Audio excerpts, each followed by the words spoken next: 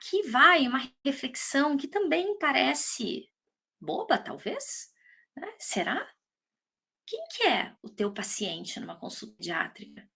Será que a gente de fato conversa com a criança? Você dá a chance para que essa criança diga por que ela veio, para que ela possa dizer para você antes da família o que é que ela está sentindo, né? Ah, Ju, mas ela tem 2 anos. E daí? Dê a chance para ela, né? Você vai criando vínculo. Na hora que você traz a criança, na hora que você pergunta para ela por que que ela está ali, na hora que você pergunta para ela o que é que ela está sentindo, você inclui ela na consulta, tá? Então é muito importante, você inclui ela na tua consulta. Então não esqueçam, a gente tem que trazer isso. Não esqueçam que é importante que a gente se aproxime do universo pediátrico, tá? Então eu gosto. Bom, eu sou, né, eu sou dos filme da Marvel, os desenhos, hoje desenho menos, né, mas jogo, sim, eu acabo sabendo de jogo, que mais? Os personagens bacanas, então é muito legal que a gente saiba disso. Eu, para quem me conhece, sabe que eu sou a fanática por futebol, né, então, assim, eu adoro futebol, eu realmente, eh, acompanho e troco as minhas aulas para assistir jogo do Atlético Paranaense, vamos deixar bem claro aqui para os meus alunos do aperfeiçoamento da turma 4, que a gente vai começar daqui uns dias, vocês vão ver que pode ser que aconteça que eu fale: "Gente, eu tô aqui, tô aqui tendo que trocar uma aula, porque vai ter jogo do Atlético, eu não vou perder". Então eu brinco com os pacientes, eu converso com eles, eu pergunto para que time que eles torcem, eu pergunto o que que eles gostam de fazer, né, eu conto dos joguinhos, a gente conversa sobre isso, porque ele é o nosso paciente, é a criança. É com ela que a gente tem que fazer um maior vínculo, porque se nós fizermos um vínculo, a gente vai ter uma resposta, por exemplo, de aderência de tratamento, porque como que a gente vai fazer que uma criança com dermatite atópica, no inverno de Curitiba, aceite passar o hidratante depois do banho, quando na verdade o que ela quer é pôr a roupa rápido porque ela está morrendo de frio, se a gente não tiver vínculo? Já pararam para pensar nisso? Não tem como. O vínculo ele é fundamental. É ele que vai fazer com que a criança compreenda o que está acontecendo, compreenda a importância dela passar durante mesmo no frio, e que ela diga para você as dificuldades que ela está sentindo, para que você possa ajudar a encontrar um caminho do meio, tá? Então é muito importante isso. Eu tive uma experiência muito rica. Uma vez que eu estava fazendo e eu precisava fazer, ia fazer uma crioterapia para o tratamento de uma verruga vulgar de um menino.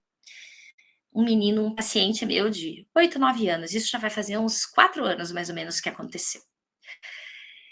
E a crio é um procedimento que assusta, né, porque você tem aquela névoa, a garrafa, e daí de repente aquele negócio fica gelado, né, assusta, faz barulho, enfim, né. E claro, também dói.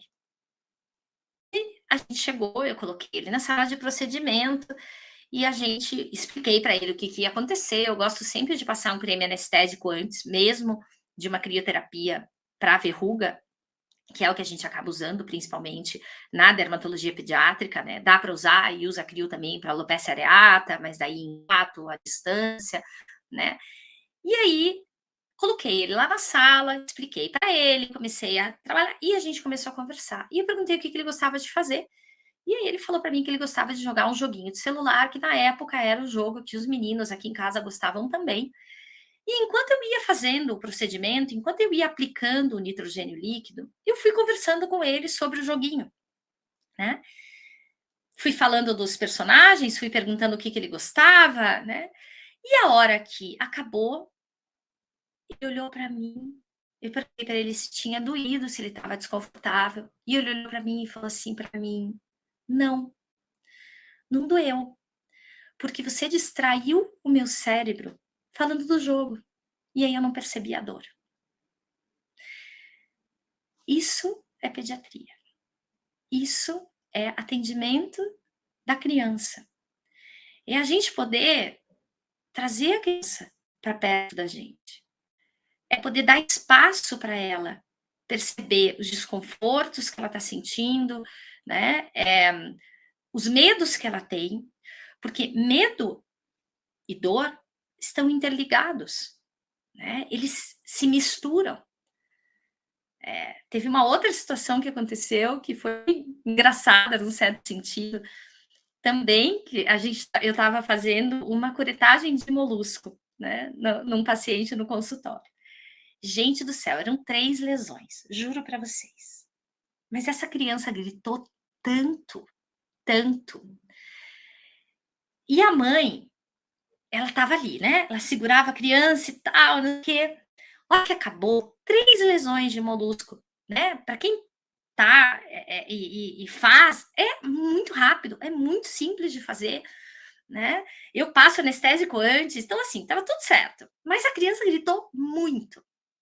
Quando acabou, a mãe olhou para mim e falou assim: "Ai, doutora, eu preciso te contar uma coisa.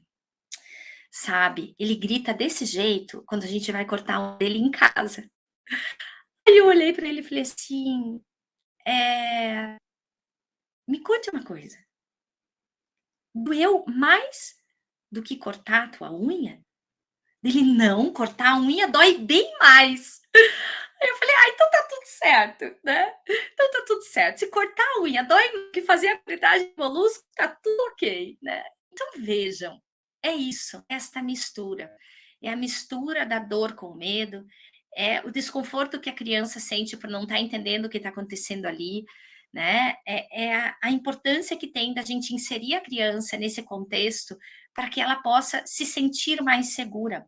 Fale para ela tudo o que vai acontecer, se comprometa a dizer para ela que se você tiver que fazer algum procedimento, alguma coisa, você vai contar, você vai explicar, que aquilo pode ser realmente importante, tá. Então, isso é muito muito bacana da gente pensar quando está, falando do atendimento pediátrico, tá. Vamos pensar aqui numa outra coisa importante, né, que eu estava dizendo, deixe a família falar sem ser interrompida. Vocês sabem que tem alguns estudos que mostram que nós médicos não deixamos as famílias falarem? Os pacientes falarem? Faça uma vamos fazer aqui uma reflexão, quero que vocês façam uma reflexão, tá. Quando o paciente chega no teu consultório, você já começa a fazer várias perguntas para ele? Ou você faz uma pergunta e espera, e escuta? O que será que a gente faz? Será que nós estamos sendo capazes de escutar o que o paciente e a família têm para nos dizer? Tá? Então eu desafio vocês, ó, na próxima semana, a vocês pensarem sobre isso. Quando os pacientes chegarem no teu consultório, dê espaço para eles falarem, tá? Isso é muito, muito importante. Porque lembra que eu falei para vocês que eu ia contar para vocês, eu ia dividir com vocês como que eu faço. Então, sim, eu gosto de, primeiro, escutar, ser capaz de escutar essa criança, essa família. É muito comum que a gente perceba no dia a dia do atendimento de dermatologia pediátrica, e possivelmente vocês, quem atende adulto, também de dermatologia, né, do adulto, o paciente que já chega para a gente querendo mostrar a lesão. Calma, vamos ter calma, vamos entender o que é que está acontecendo. Vamos nos permitir escutar primeiro. Escutar da forma que a família enxergou aquela lesão, aquela doença, aquela piora, aquele surgimento de algo que não tinha ali. Como é que eu faço esse exercício, então? Então, primeiro eu escuto. Enquanto a família está falando, eu estou imaginando. Eu estou criando na minha cabeça o que é que pode ser. Eu estou pensando nos diagnósticos diferenciais, que aí a gente vai conversar para frente, tem muito a ver com a anamnese, a história, com a progressão, né? Como é que era antes, como é que é agora, tem muito a ver com a localização, com a idade. Não vamos nos esquecer que a pediatria tem essa peculiaridade. Dependendo da idade, nós temos prevalências de doenças diferentes, né? Então, eu estou imaginando, para depois eu investigar. Então, eu dou esse espaço para a família, para que a família possa falar, para que a família possa direcionar, para que eu possa organizar os meus pensamentos. Então, a ideia é essa, né? De que eu organize os meus pensamentos, para que, através dessa organização, a gente possa ir excluindo coisas, agregando coisas e construindo esse diagnóstico diferencial, tá? Essa história da lesão, ela tem que ser muito bem investigada. Então, quando a gente está falando de anamnese, e aqui uma anamnese mais direcionada para uma situação dermatológica, e aqui, vamos lembrar, isso vale para um atendimento de consultório, isso vale para um atendimento de emergência, tá? Como que essa lesão apareceu? Quando? Então, permitam que eles contem. Ah, mais ou menos, né? Deem ajuda, muitas vezes, de puxa vida, você lembra de estar em algum lugar? Ou isso foi antes ou depois das férias? Para que a gente possa ter essa ideia, né? Tem uma coisa muito importante que é como é que era antes, como é que é agora. Porque raramente, os pacientes chegam para a gente sem ter usado nada. Concordam? Porque creme não é remédio. É muito louco isso, né? É muito louco. Os pacientes falam assim, as famílias, né? Então, doutora, eu tô passando esse creme aqui, de corticoide, potente, na face, porque o médico, ele tinha falado também para tomar um remédio, mas não, daí tomar, né? Eu não quis ficar dando assim para tomar, daí eu preferi só passar o creminho mesmo, porque creme não é remédio. Porque creme, a vizinha usou, né? E daí, nossa, gente, ela usou um creme espetacular. Vocês não sabem. Ela me deu, doutora, um creme maravilhoso. Funcionou super bem. E aí eu tô passando. Quem aqui já viveu essa situação? Né? Então, procure saber.